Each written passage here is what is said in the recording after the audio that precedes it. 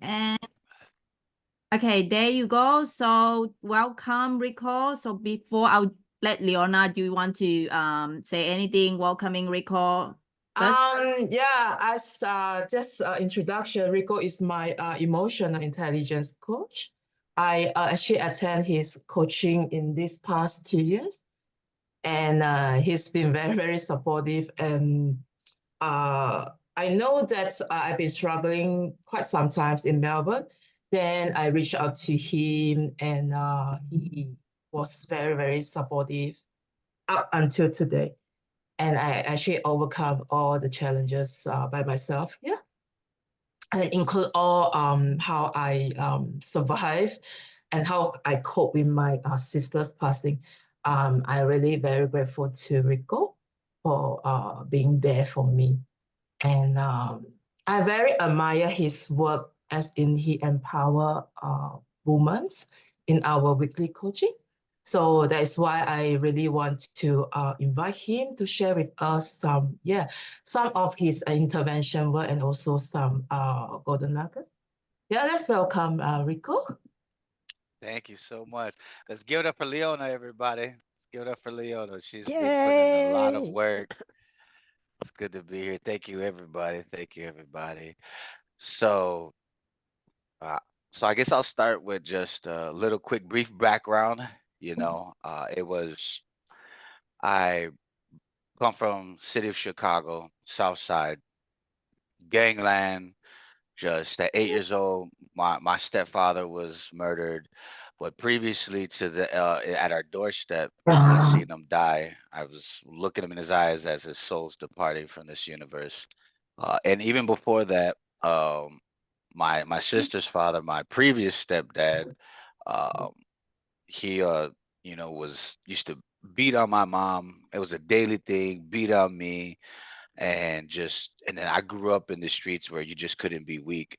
So I was a very violent person. At an early age very emotionally distraught, broken down, just attempted to kill myself as early as the age of 5 years old. Tried hanging myself, and just didn't want to be in this world. Didn't want to be in this life. It was I didn't see the point of it, didn't have any hope. Uh, Now that I look back, there were a lot of people that were there for me, a lot of people. But when we're in it emotionally, we don't see those people sometimes. We like to believe that we're all alone, especially as kids when we're young. No one understands us. We're not able to connect, and we fall into that pattern as we grow up and we get older sometimes, and we get into that habit of that people aren't there. And uh my whole world changed, my whole life, my whole perception. I really understand that in order for our life to change, we have to change how we look at life.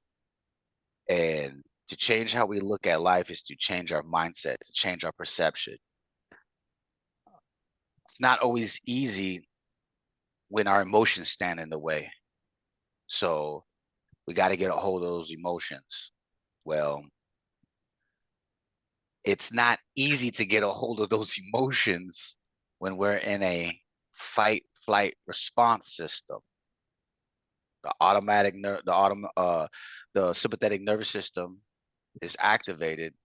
The stress kicks in, that fight or flight part of the brain uh, that manages logic and rational thinking. It gets shut down, and you're just going to go into a programming as to however it was you responded, however you programmed that. So at a very early age, in order for me to get out of my sadness, to get out of my fear from the abuse that I witnessed, my uncles and relatives getting shot, and my stepfather dying in front, my mom going crazy, her becoming abusive and addicted to the lifestyle, which came with the street life of drugs. And my mom had to get money however she could to support us, you know which even meant dating some high profile drug dealers who would take her on these trips on the weekend to go smuggle stuff in the Midwest and leave me there alone with my younger siblings at 10 years old. I had to learn how to become a man. I had to learn how to cook. I had to learn how to do these things. I believe that I was robbed of a childhood. And so I held on to this resentment for most of my life. Yeah, and I did what most people do, look to find a way out of it, except when you don't have the coaching, the training, the support, it's going to be however it was suggested to you. And whether we understand it or not, our whole lives have been suggested to us. Our whole life. From our parents, our grandparents, our community, older siblings, cousins, uncles, the influence that their friends played on them plays on us. The community, news, social media, the economy, everything is very suggestive. I grew up in the 90s, so in the 90s there was a lot of Joe Camel commercials. There was a lot of smoking cigarettes was the cool thing, and very sexual innuendos to influence these sensations and emotions. All of it's to uh, evoke emotion out of people. When you can attach an emotion to something, bam, Mm. you got it. You got the person, and we'll link to that. And so, without without being aware of that, you're just going to default to whatever programmings are there that exist in that area, that emotion that you're experiencing. And so I was part of the program, and I found a way to embrace it. I found a way to reward myself, and it became the normal. So once I found out that, hey, if I punch somebody in their face, I can get whatever I want. I just got to punch them harder, and I got to knock them out, and I can get whatever I want. Same thing with women. Women wouldn't listen. If they wanted to put their hands on me, then I was going to put my hands on them. I was going to assert dominance because I had no control over my life. I had no control over my emotions. I didn't know I had it at that time. I wasn't even aware of it. And so I was always in this state of depression and anxiety because I'm still living in gangland territory, and every car that comes around the corner could be the last car you see. I was still traumatized from seeing previous deaths, murders from friends and relatives growing up. Mm. So I was what some might call shell shock, very heightened senses, just very on high alert. And so it was very irritable. And I learned a long time ago as a kid, because I was getting picked on and bullied, that to filter out any emotion and just go straight to anger, because anger is going to give me the fuel and energy that I need to respond the way that I want to. I didn't understand then that it wasn't even the anger that fueled me. It was the pain that fueled me. That gave me this immense amount of energy to uh, do these acts of violence. But to mask the pain, to cover the pain, I found ways to reward myself and make it fun to hurt people, terrorize people, communities, because I had no control inside. So I wanted to control everything else around me. And sure, that worked out great for a few years. Worked out great in that existence, in that realm. If you're around other individuals who this is their upbringing, this is their mindset, this is how their way of life, you got to be better than them for survival. And by better, actually meaning being worse than they actually are. And so it served me great, served me well. However, I started to have kids. I had my oldest daughter, she just turned 17. My youngest one, she's 9. And and then I started to, I had this passion for music, and I started doing music. And music actually, music brings people together. So it was a conflict. How do I bring people together and I'm still destroying? So I started to slowly chip away at that, and then just fast forward. I the last time I ended up incarcerated was I was on a music tour. I was in Iowa, and there was a discrepancy over payment. I got into a fight. The club owner and the security jumped me, so I went to my tour bus and I came back to try to kill them.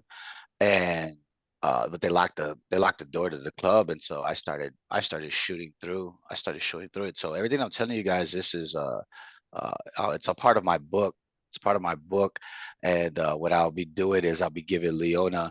I'm also just earlier today. It's 2 in the morning out over here in Phoenix, Arizona.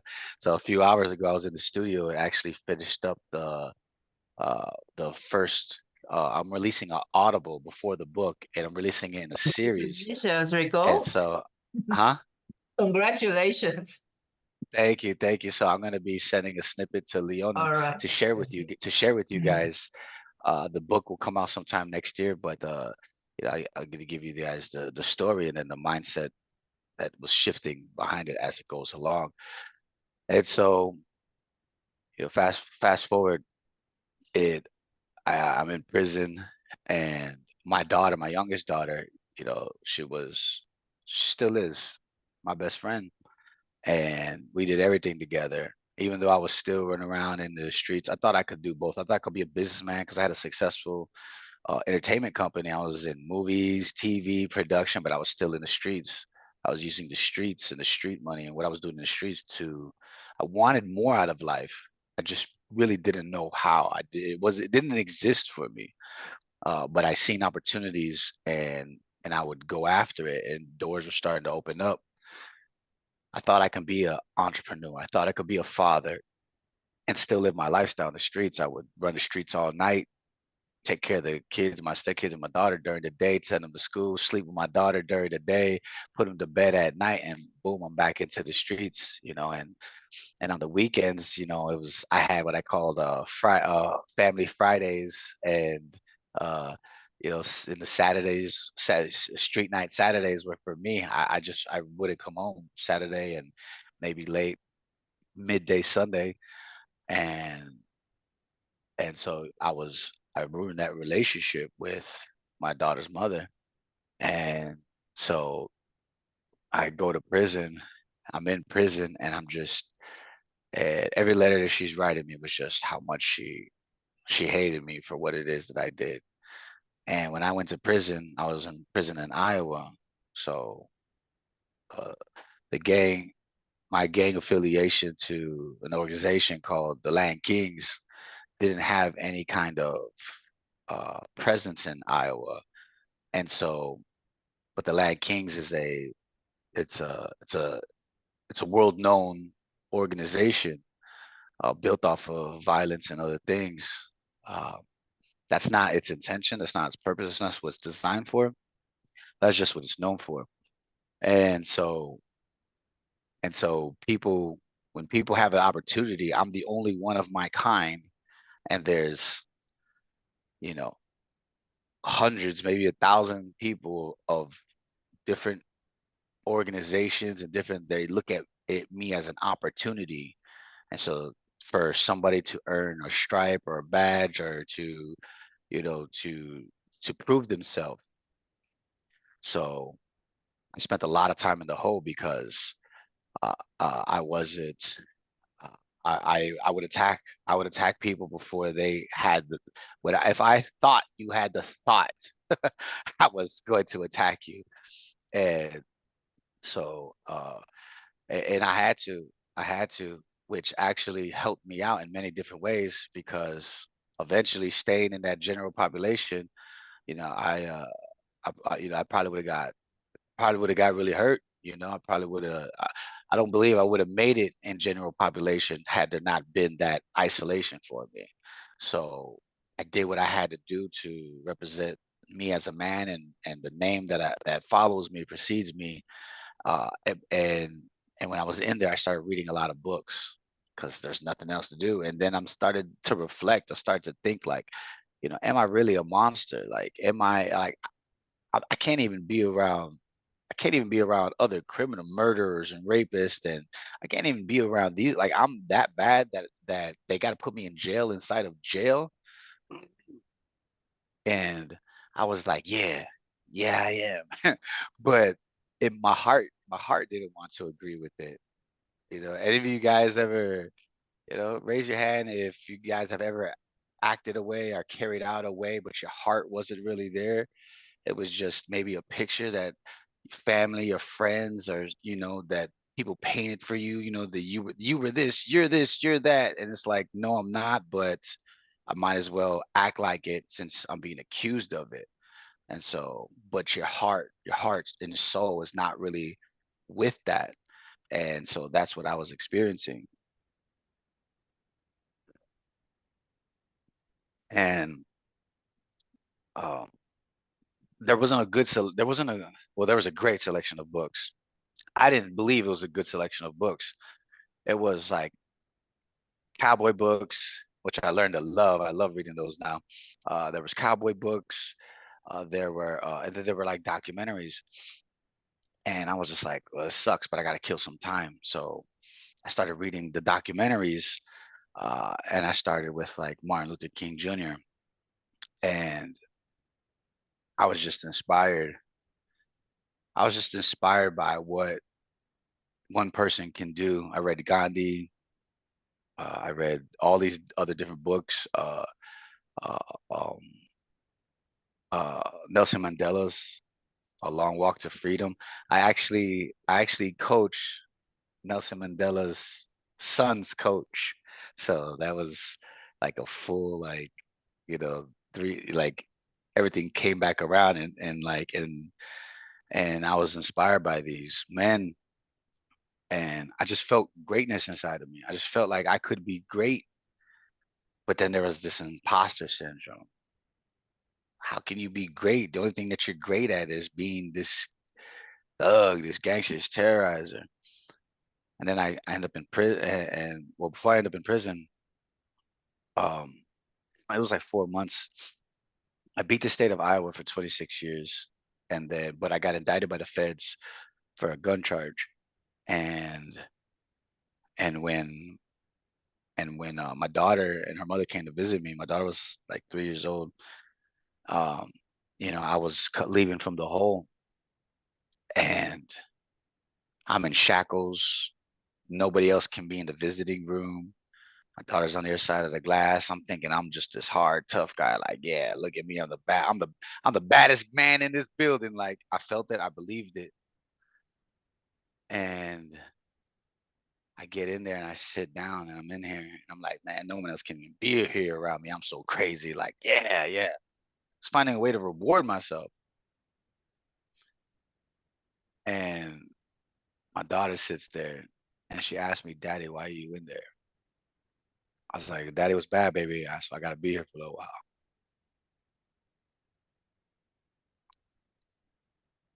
And she said, Daddy, get out of there. And I said, I can't, baby. And that was probably the first time and the only time my daughter's ever heard me say, I can't do something.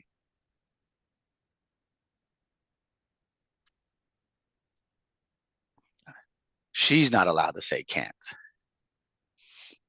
That's not a part of our vocabulary. She'll slip because she spends time with her mom and everything, and she'll be like, oh, she's like, I mean, I'm unable to at the moment. I said, that's right. You know, can't, can't is a bad word in our house. Can't, hate, don't even use the word hate. Don't play with the word hate. These words hold so much power in, words hold so much power because if somebody says something to you that you're insecure about, it really digs to your soul and can break you down, can ruin your week, can ruin your month. If you allow it, it'll ruin your life. There's so much power behind that. And what happens is with these words, we have an emotional attachment to an experience or an event. Our memory, it's like a USB drive. It's a file, and we get to choose what information we store on that file. Now, if the information we stored is this event happened to me, this is how I felt, this is how, and this is the value I give it, this is the story that I'm telling myself about it. Well, the way we conceptualize that is through words, it's through our language. So if those words pop up at any given time, our subconscious mind is always playing. It never shuts down. It never shuts off. It sees everything. It picks up everything through the senses. It picks up everything. You don't even have to be a part of a conversation. This is why protecting your peace is so important. Protecting your energy is so important. And sometimes that means cutting off loved ones. And sometimes that means cutting off lifelong friends. However, I don't promote people to isolate, but I do promote protecting your peace and being able to love somebody from a distance. We can all live life on our terms. Living life on our terms means that we are able to create the intention as to when I will or will not pick up my phone, when I will or will not respond to messages. If I'm always responding to messages, I'm always in someone else's control. So I don't do that. I set times where I'm going to look at messages. Other than that, my phone is typically off.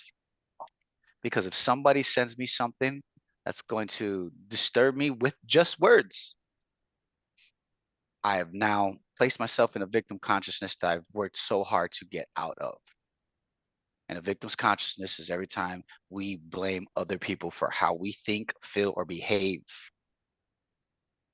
All right.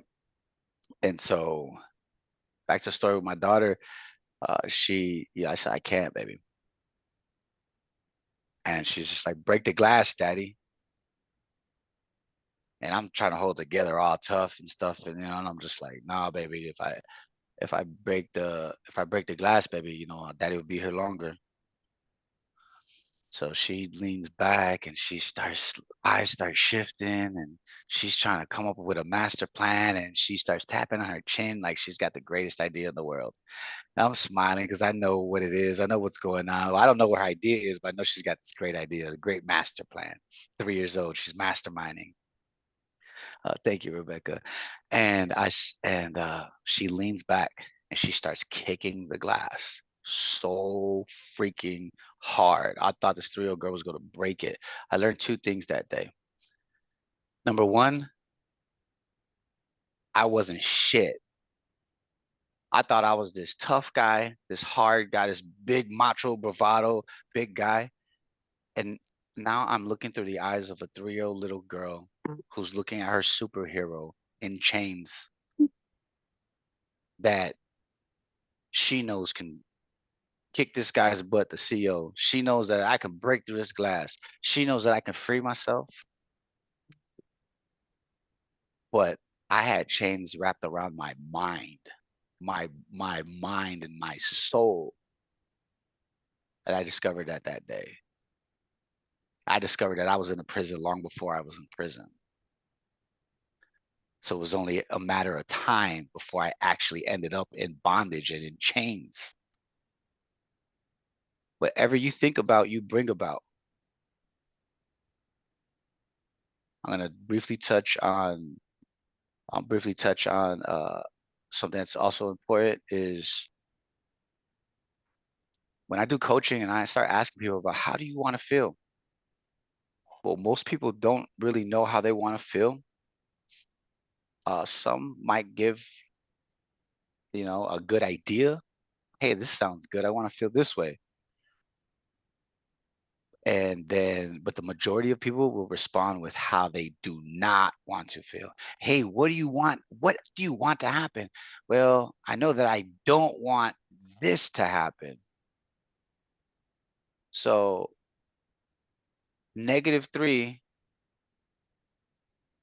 so it's like saying -3 plus 3 or -3 times 3. We have a positive outcome. We see it. Hey, this is we have a positive outcome, but we're using negative framework. So we cancel it out. And 0 is just a place value. But if that nothingness, if you feel like nothing in life ever stays the same. It's gradually getting better or it's gradually getting worse. It's never the same. It's either gradually growing or it's gradually dying. So it's only a matter of time before that nothingness goes negative.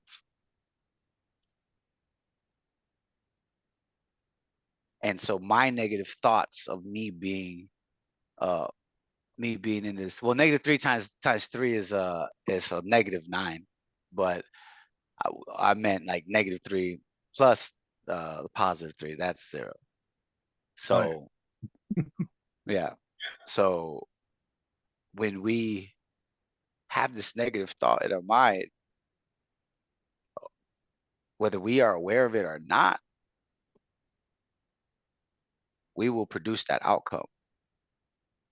We will produce that outcome. And so I ended up in those chains. And now my daughter's looking at her superhero who's unable to get out of this. And she's kicking the glass, trying to break the glass. And I realized the second thing was that love and pain are like two sides of the same coin. On both sides, both high intensity energies. But when we can learn to use the both of them together, we can produce tremendous outcomes. Like a 3-year-old almost breaking a bulletproof glass window. This thing was shaking. And so I knew right then and there that I had to do something. And this is also part of the reason why I call my lives on Facebook, I call them pattern interrupts. Because, and she's the best at it now. And maybe she actually got it from this moment. And I had to do something because she's just like her mom's making her stop, and I had pounding on the glass for her to stop, and she's just breathing so hard. And I'm like, if I don't do something, this rage is gonna get trapped inside of her, and she's gonna be like me. She's kicking the glass, and in that moment, there was a glass that shattered, but it was in my mind. It broke down all of that stuff, all of those things. And I just remember me being a 12-year-old boy. I ran away from home and I was sleeping in stairwells, and it was late at night, and I'm looking out the window and I'm looking up at the moon. I'm just crying, and I'm just wishing that I didn't have this life, that I didn't exist, just wishing that. And I'm getting angry, and and I told myself, when I have kids, I would never do this to them. And there I was doing it to them. And I snapped out of it, and I'm looking at her. And so I put my face to the glass because we used to watch SpongeBob every day. I said, "I'm Squidward." And she starts smiling and laughing. I was like, "I'm Squidward." And she puts her nose to the glass, and I'm Squidward. And we started mimicking all of our favorite characters from SpongeBob, all the characters from SpongeBob. And I broke that, I interrupted that. And then I was just like, you know what? I'm probably not gonna beat the feds. They're gonna get me. I'm only gonna have to do like 3 years for the gun charge. I said, I'm not gonna, my daughter's paying this price right now. I'm not gonna take this in vain. I'm gonna get smarter in here. I'm gonna get better. I'm gonna get healthier. I'm gonna have a plan when I get out, and I'm gonna be the best father I can imagine. I'm gonna be the best person. I'm gonna do the best. I'm gonna make my kids proud. I'm gonna get my oldest daughter back in my life. This is not my story. This is not how this ends. It's just a part of it. Now, Now the prison ride.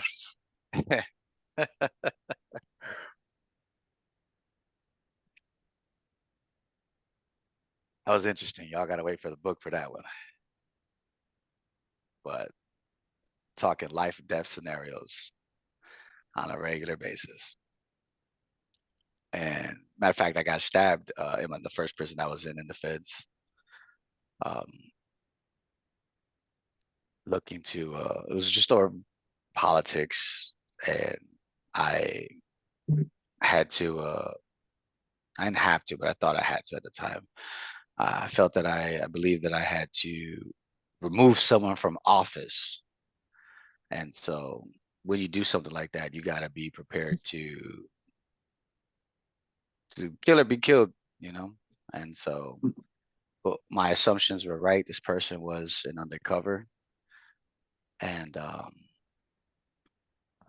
he wasn't successful with stabbing. I mean, it broke the skin, but it didn't go all the way in. And I was fighting for my life, and I beat this guy up. And at the end of the day, uh, they made it look like I did the attack, that he got stabbed, that they put that on my paperwork, up my points, and shipped me off to a max security prison. And I was with oh, Tommy the Butcher Patera, the guy that shot 50 Cents, the real Pirates of the Caribbean, ISIS, on like big crime figures and stuff, and all great guys. All great guys. Like, you would not imagine that some of these people had like 100 bodies. Like, you killed 100 people, dude. Like, wow. Like, all great people, all great guys. It made me start to think differently.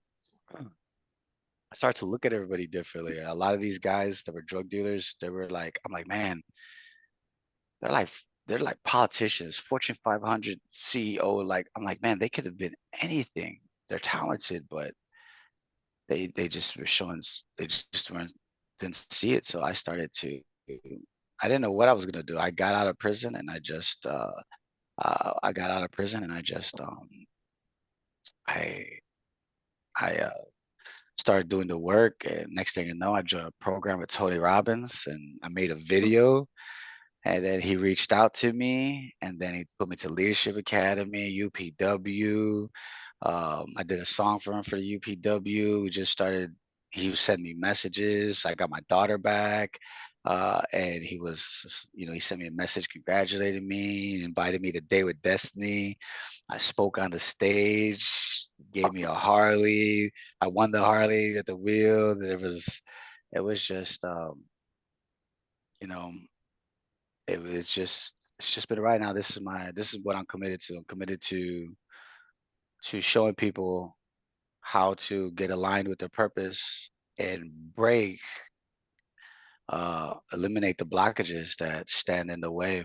And so on Saturdays, Leona's got the link and she's got the time.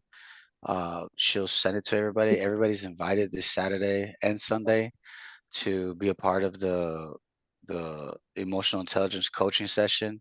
And what it is it's Tony Robbins research. He just, for whatever reason, he just doesn't really teach that anymore. You got to kind of go dig through the videos and a lot of his old stuff. But I've watched everything Tony. I study everything Tony. A lot of other people as well. Joe Dispenza and Bob Proctor. So probably my favorites. Plus David Goggins. You need a little bit of that. David Goggins, Jocko, and Eric Thomas, Inky Johnson. The motivation speakers. But on the education side, uh, I basically just I took all the you probably can't see it. I took all the notes and I start to break down these emotions for people. So I know we're probably short on time. I didn't know I was actually talking that long, but so are there any emotions or any questions that anybody has that I could, give a quick, 3 or 4 people and give a quick little, bada bing, bada boom.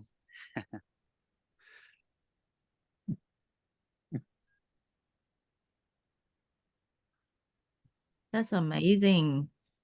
Thank you so much for sharing that, Rico. I think Christy Christina have a question to ask. Okay. Yeah, and I remember you from the first time I saw you back on Tony Robbins. Amazing to share your story, Ricardo. So thanks for being here today. My Thank you. question is about imposter syndrome. You talked about it earlier. I am one who is very much in touch with my thinking, not so much emotions. But sometimes I've learned that imposter syndrome, that's about being in the emotional sphere, because my thoughts are thinking, it's not good enough, it's not good enough. So any ideas or input from you? Absolutely. Anytime someone asks me a question, I'm like, oh, this is my favorite. Every question you guys ask is gonna be my favorite question to ask. All right, so there's a few things to understand. So so the so the mind, it's always influencing the body, and the body is always influencing the mind. Okay, so I can wipe your memories right now, and you're still gonna behave the way you behave because emotions get trapped in the body. So that becomes muscle memory. So if you knock over a cup of water right now, you're going to respond the same way you did the last time you knocked over a cup of water. And I could predict your future. The next cup of water you knock over, you're going to respond the same way you would. You're going to have an emotional state. And it got locked in from the first time you ever spilt it. If you had people yelling at you in your household, you might have felt shame. And because you felt shame, you get embarrassed. And because you get embarrassed, you might have laughed it off or went to anger. So this will be the repetitiveness. And so with the imposter syndrome, it boils down to a sense of self-worth. So we have to get our thoughts and our emotions, we have to get them in alignment. They have to work together. All right. So people say to follow your heart. I believe you want the heart to lead, but you want the spirit to guide you. And and you want your heart needs to consult with the mind. See, the mind is going to always threat assess. So it's going to always look for the negative. So every time you have this great idea, you're coming from the heart, like, oh man, I feel it in my soul. This is who I'm supposed to be. This is what I'm supposed to do. And then the brain's gonna be like, nah, well, pros and cons, pros and cons, pros and cons, pros and cons. And then whatever, whatever programming you have set to responding to that, it's gonna always happen until we break outside of that. In order to break outside of that is I have this sheet that I have, this identity sheet where you write the old story. And this is where I started with Tony.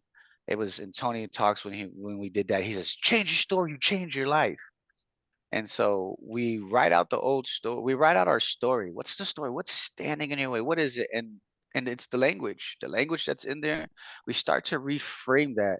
So if it was a negative situation, we had to find the empowerment, limiting language. Like, for example, my whole life was a struggle. So the limiting word is struggle. It's a disempowering word because every time you use the word struggle, whatever emotional marker that you placed on the word struggle, you're going to have all of that experience. That file is going to come back. This is how we self-sabotage. And then a pervasive statement. My whole life has been. Your whole life? Really? Like, no, your whole life hasn't been a struggle. I've had great times. I've had some good times. I just choose to remember all the bad times, but I had some really great times. And so once we can reframe to say, hey, my story actually is my whole life has been a struggle. No, no, actually, there were moments in my life that were extremely challenging. Boom, you just took off weight, you just took off chains. Once we can change once we change the old story, now the new story is about self-image. In order to get the self-image, we have to subtract the self-sabotage. The self-sabotage lies in the story we're telling ourselves. It's like this.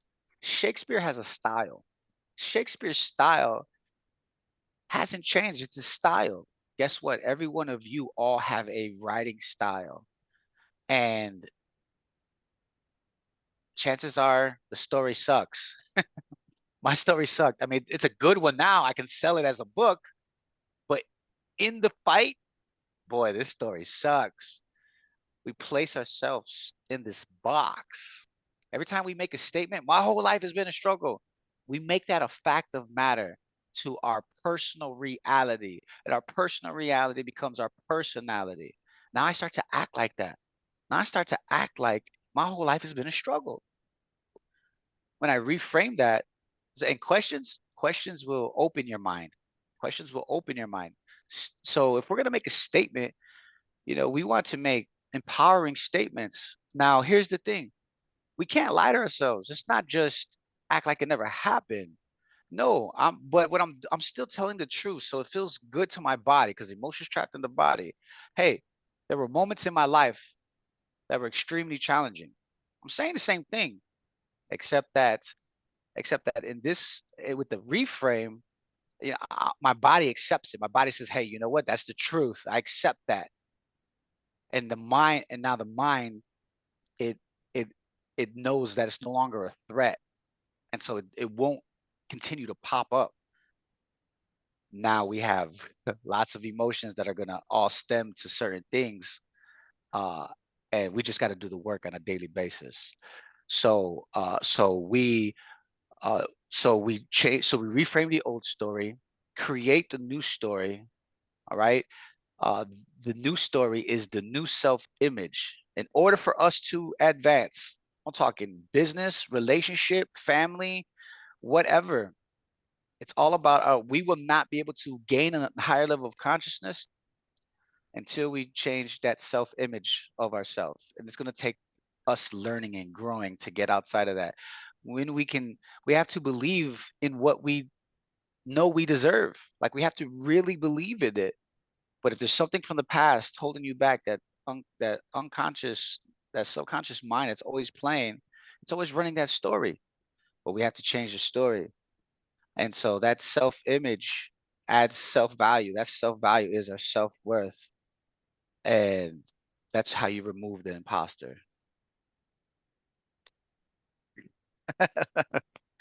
Celebrate yourself. Celebrate. And I Right. love you mentioned Mandela before because I love his quote, we win or we learn. Yeah, absolutely.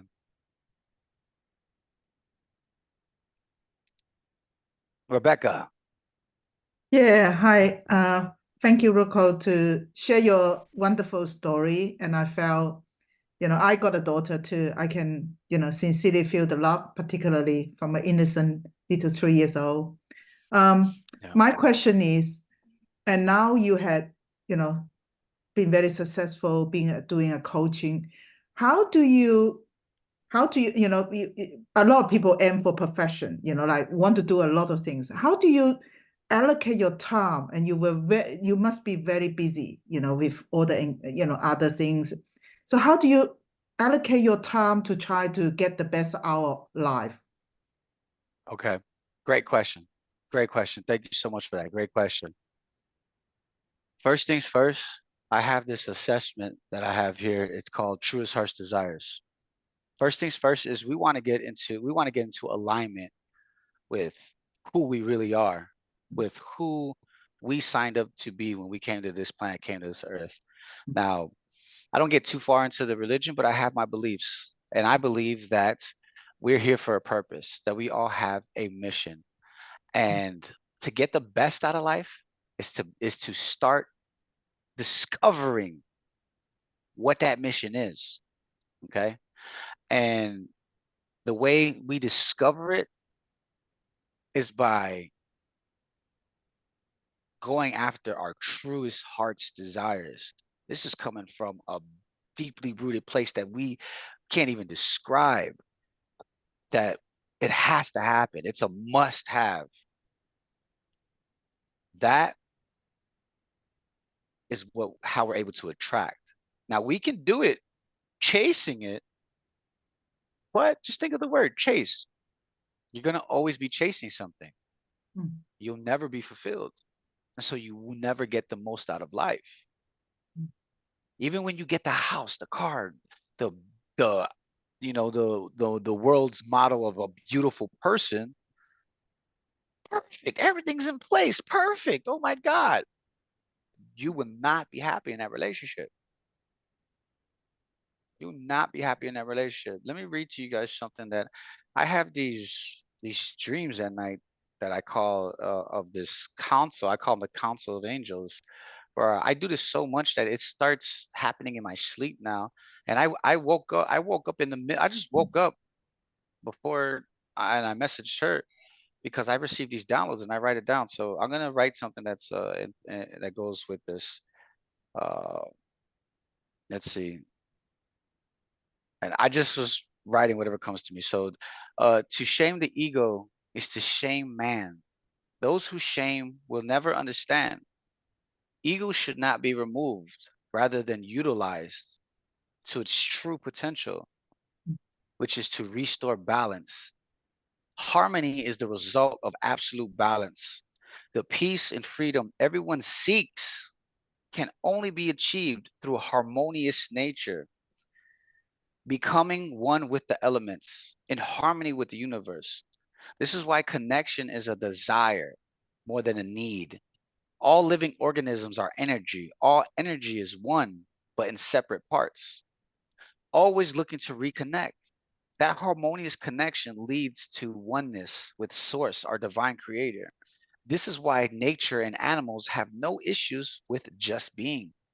This is also why humans have such an immense power in the external three-dimensional reality, because of the desire to connect internally. See, where we believe, I'm gonna keep reading because this is good. Humans seek to find something greater outside of them because we are trained to look outward toward infinite space. But to actually get beyond where the eyes can see requires foresight. Foresight requires one to look inward.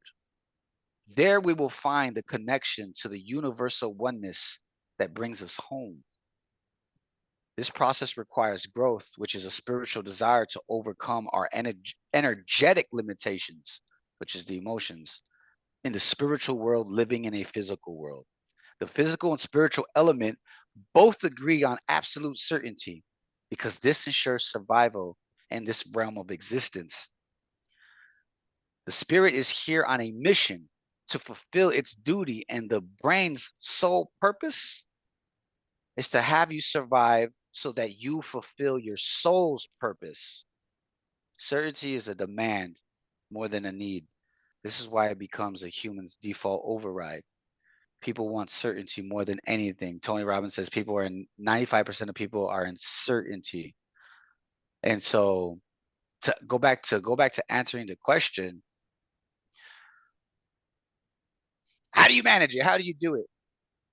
First is working towards discovering who we are, what is our purposes, and in order to do that, we get into an alignment. In order to get into an alignment with who we are, we have to ask all the right questions. Well, I have an assessment that asks all the right questions that will align you with these basic human needs and desires and demands. And once you have that blueprint, Tony Robbins calls it the blueprint. Once you have that blueprint, now it's just about routines and rituals. Now it's about scheduling it. And once you schedule it, now you see, a lot of times we'll schedule things that we really don't want to be doing. Raise your hand if you ever done that. I don't really want to be doing this, but we have the sense of I have to because it'll make me better. Well, no, really, you need to be getting better at what comes effortless to you. Your talents, your gifts. You have to become better at that. And then you want to change the word have to. You get to. You get to be better at that. You have an opportunity. You get to be better. It's just that we've been trained to believe that we can only earn money in one kind of way, but money is just a piece of paper. Everything is all energy. And once you learn that we can turn any amount of energy, source of energy, into whatever it is we desire it to be, we just have to desire. And this is where passion comes in. This is where people start to really live in the moment of life. This is where you get the most out of it. It's not in the past or the future. It's in the present moment. And it's energy is always looking to connect to source. And we're all a part of it. We're always looking to connect. And so you want to have these healthy connections and a healthy routine and ritual. Listen here. I'm up. It's 2 a.m. I've been up. I took a nap here and there, but I've been up for almost 24 hours and I feel fine. I feel great. Got a little bit of coffee. Sure, I got a little bit of coffee, but you know what? This right here, my passion, this will keep me up at night. My passion, it woke me up in the middle of my sleep so that I can write something else. Now, I don't know if this is going to make any sense. This might be crazy, but it says, Council of Angels, it says, change clothes after work. Clean yourself of the different energies throughout the day. I don't know. Right now it's crazy, all right? But when I get to work on that, it's gonna be profound, all right? But and so I'm gonna do it. I'm just gonna follow what it does. It wakes me up out of my sleep to write down, to say, hey, that kind of makes sense. The reason why people pray is because they clean the food, clean the energy of the food. Hey, maybe when I come in and when I come into my home, maybe I'm gonna build a closet or something outside where I leave my clothes, everything outside before I step inside. A lot of people take their shoes off because of that when they come inside the house. Hey, maybe that's exactly what I want to do before I start getting comfortable in the house. I want to clean myself, shower. If that means 3 showers a day, 3 showers a day, it is whatever it takes. But I'm gonna step into it. It'll wake you up early and it'll keep you up late at night. Passion to do that, and you won't ever feel tired. You will never be tired. So I hope that helps the question and everybody here. Thank you. It does. It's great. I can feel the passion. Yeah. Thank you. Thank you. Any other questions? Let me see what time it is. So I know we're probably going over a little bit, but I'm committed to this. This is my life, and I'm here to serve. I'm here to serve all of you. So anybody who has a question, if people need to leave, that's fine. But but whoever's here will have a question, I want to serve. I'm here. So everyone, are you okay to stay a little bit longer for today's session? Good. All right then. So we'll let John have his question then. Awesome. Hi, Rico. First time to meet you, and yeah, very interesting story. I was amazed, actually.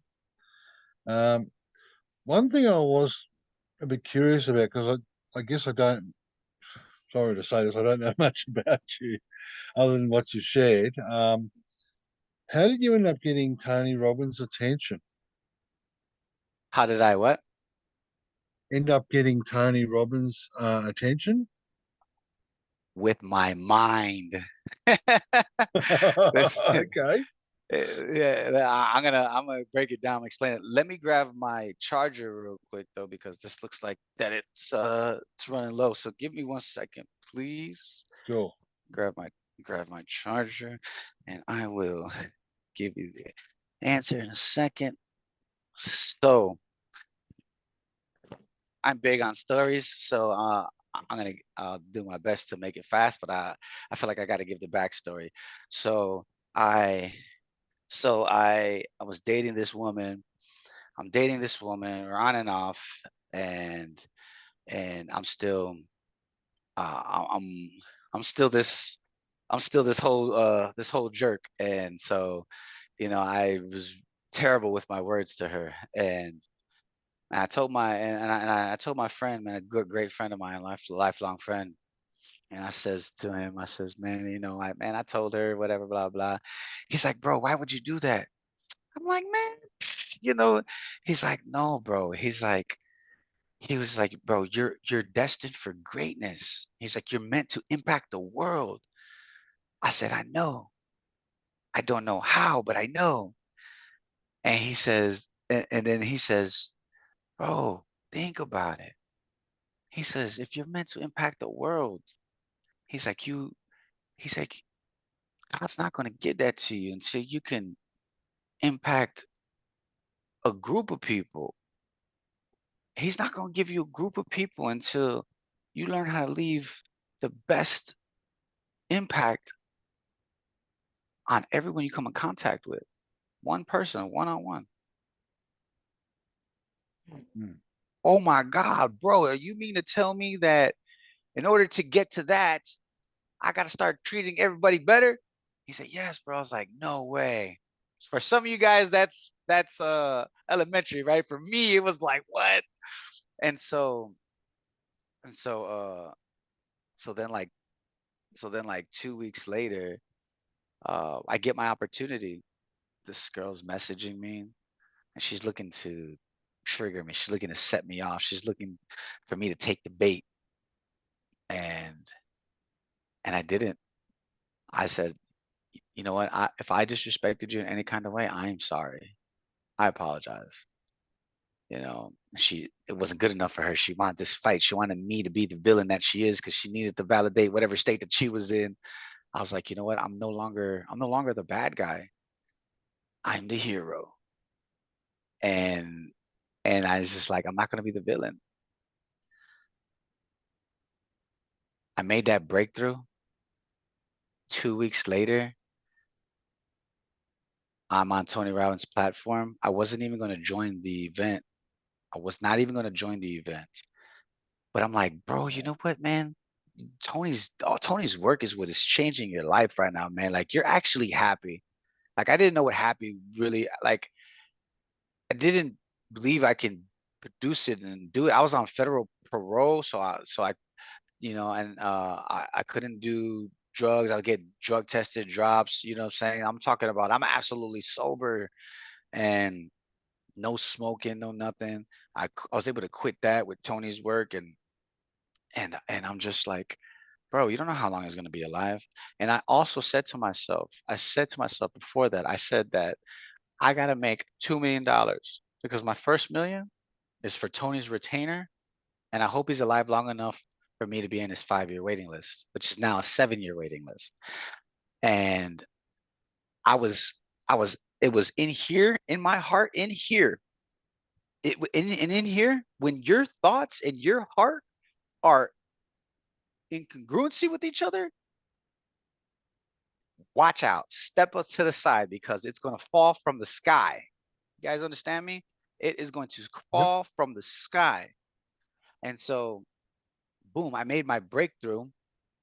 And then I did the identity challenge where I gave my old story, and which was a little smaller glimpse of what I gave you all.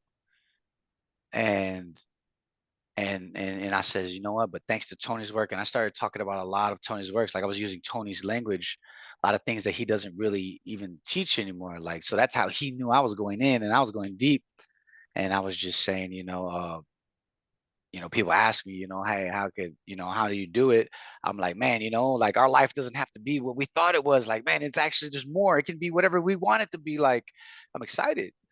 And then, so Tony, Tony saw that. So his assistant, I just talked to her today. I texted her today. She sent she actually sent me the audio, the clip 2 minutes before Tony went on day 3 of the breakthrough challenge.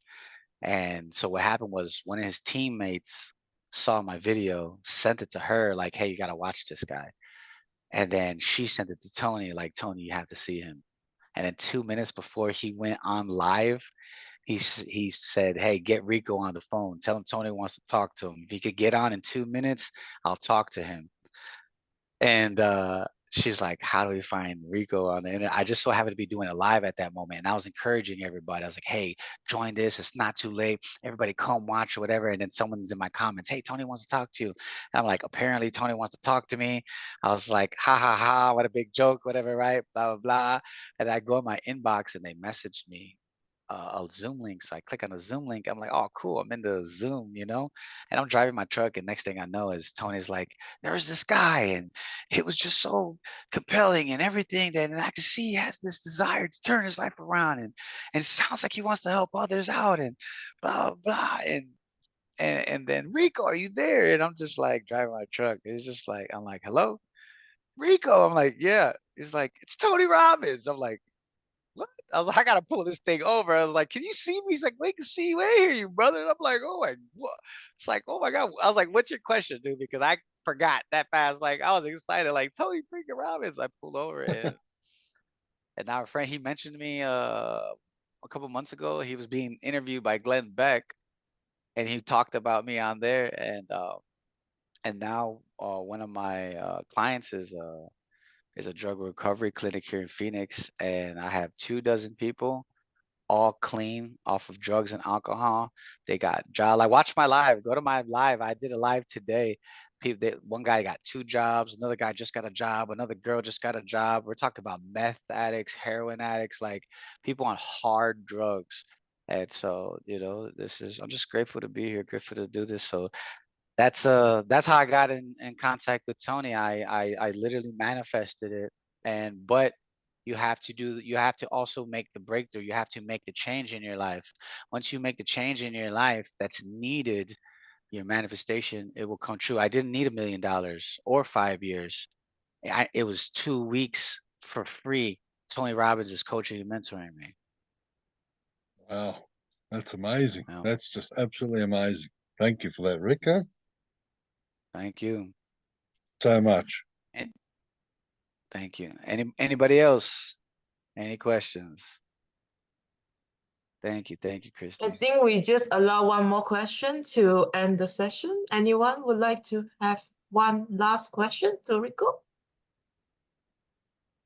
Anyone? All right. Thank you, guys. So go to sanricowellness.com. Zuli has Okay, Zuli has Zuli, question. Yeah. Mhm. Good morning. Good morning, Rico. Rico, I'm in morning. Florida now. But I lived in Chicago all my life. And so I'm very familiar with the south side of Chicago, southwest side. And I did a lot of work in Chicago with the gangs on the north side, Division and Ashland. I had the first Okay. march bringing the gangs together and creating the first treaty. So I'm familiar with the Latin Kings and all that. So the question for you is how, in coaching particular young kids who have been involved with the gangs, because their fear is being able to not get killed for breaking and getting away. And I have a lot of, I'm asking this because that's what some of the things, I'm originally from South America, and that's one of the issues that we're running with right now in Ecuador because of the cartels and all that, and just M13 and some of the other groups. So how now you're an adult now, and of course the scars are there and the stigma, but once you're supposedly in a gang, you're always in a gang. So how can you really get that respect from the gang members, and when you're breaking away from the family or that family? Yeah. Well, I was surprised. I was surprised because I love it, because when you go to like my lives and stuff, you'll see the gang members supporting and cheering, and I'm just like, what? Like, I didn't think that was gonna be a thing. I got a lot of support, and I was able to step into this life. I got the blessing. Not many people are fortunate like that. They will be in fear of their life. However, it just all depends on the gang that they're in, and it just for me, I did so much. I did a lot of work. I did so much work, and they see that I'm really bettering myself, and not just bettering myself. I offer my service to the organization that I come from, and I say, hey, I'm here, man. Like, you guys looking to better your life, turn it around, the emotional state, stress management, You know, like we don't have to be living like this. You know, you guys want something different, and they're actually open to letting members walk away if they're going to turn their life around. Now, if you're going to say you're walking away and still be involved in criminal activity, then hey, you know, whatever happens, happens. But they're letting the doors open. And I know other gangs in Chicago, they do the same thing in the federal system. They allow them to not even be a part of it, though they can be, you know, independent. It's different when you talk about South America. It's different when you're talking about cartels. But what I can tell you is this: is that no matter whether it's gang or just uh, anybody, it's people, places, things. So it's not easy sometimes, but I believe solely in what Tony Robbins says. It's not a lack of resources; it's a lack of resourcefulness. So with the intention, the passion, and the desire to create a new life, anyone can. However, you would have to remove yourself from the people. You'd have to remove yourself from the places. You'd have to stop doing those things and reload. Like me, I'm in Arizona. I'm grateful that I decided to come to Arizona. I'm in Arizona because this is where my daughter and her mother came to when I got out of prison. And I'm grateful because I know for a fact I would not, I would still be the same person I was in Chicago if I went back to Chicago. And so this is something I discovered afterwards. You have to, those young men, there's no way that they can leave that circumstance being in the same community. It's just not going to happen. If they're looking to change their life, they have to literally do that, change their life. New, you know, new state, new city, new place. But here's the thing, we're a product of our environment, every one of you here. And then our environment becomes a product of us. So what happens is these young men can leave to a whole nother community, nice communities, have all the opportunities, but if they're not given the proper mindset training, emotional management, and stress management, if they're not given a path to convey their energies, if they're not given that, then what they're going to do is they're going to do what it is they know how to do. And it's only a matter of time before that small, wholesome community starts to look like Ecuador or wherever it is they come from, or the streets of Florida or Chicago. It's only a matter of time before their environment is now a product of them. Yeah, you're right. Thanks. Yeah, I did some coaching for a couple of young ladies who I definitely got them to move out of the area. And one became a police officer, and so the other Beautiful. became professional. So they said young girls who were really into the gangs at that time in Chicago. So I'm very proud of I was able to do for quite a number of the youth of Chicago. So thank you. Thank you. Thank you so much. They need it out there. They really do. Thank you so much. And thank you, Vivian. Thank you, Leona. Thank you, everybody, for your time, allowing me to speak. I'm very blessed, honored to be here. You guys go to sanricowellness.com. And again, Leona will have the link and the time for Yeah, you I guys. will You guys are all share. invited Yeah, this weekend. I will share the link with you guys, and you guys can reach out to me. Then join this weekly coaching.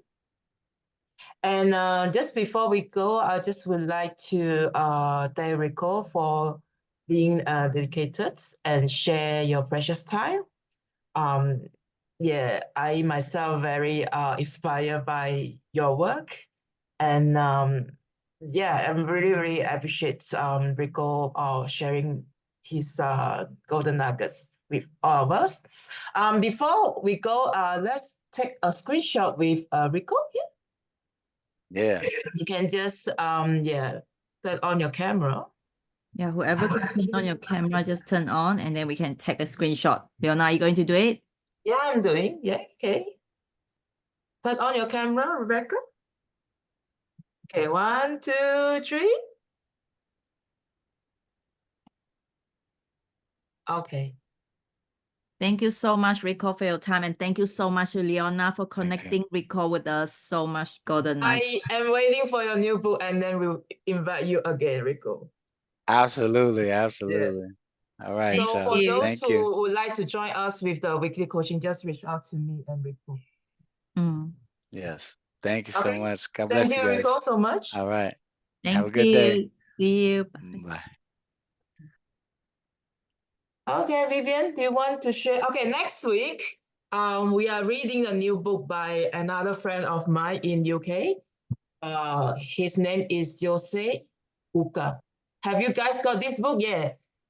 Have a read. He just being nominated as this business awards today for this book. Amazing speaker as well. Yeah, one of the speakers from TEDx, and also he written some articles in Yahoo. Yeah, so do join us next week. I have prepared and I read third rounds already. Come with your questions. Really, he is a really nice guy that can teach us a lot of communication skill. Mhm. Yeah, get prepared. Who needs the link, Amazon links, get from us. Okay. Yeah, Vivian, do you want to share anything?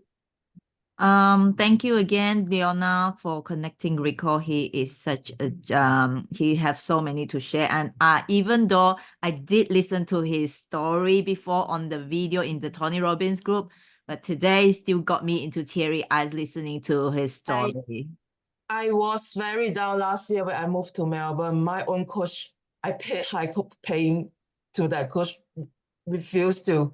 She ignored me, but I reached out to him. He never take a single cent from me. Yeah, I love that he is very giving. Very giving, yes. Yeah, that's okay, Lisa. But thank you so much for getting him in. That's so much that we learned. And yeah, hopefully he will come again. Yeah, if anyone will wants to come, join he will him come. for Sunday, is it Sunday? Yeah, it's our Sunday Australian time, 10 a.m. Yeah. Yeah, he will do intervention. You can ask him any question. Like he share a lot of Tony Robbins' old teaching. Yeah, it's very Now you generous for him to do that. can't get any those old method teaching from Tony Robbins from YouTube right now. He is still sharing it.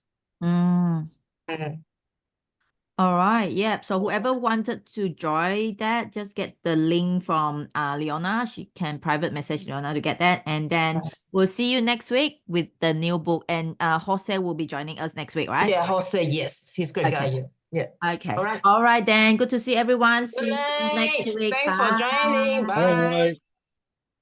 Thanks. Bye. Thank you. Bye.